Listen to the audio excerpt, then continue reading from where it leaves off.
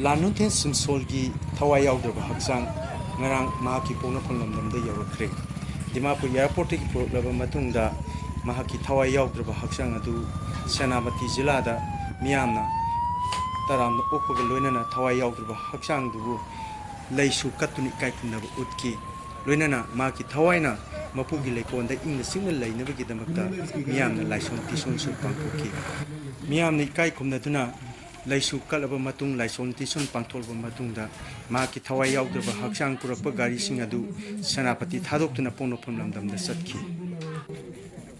I request Shashigam to liberate. Matanda Sunesha Himati Mahut Sindina, SPR President and Dina Place.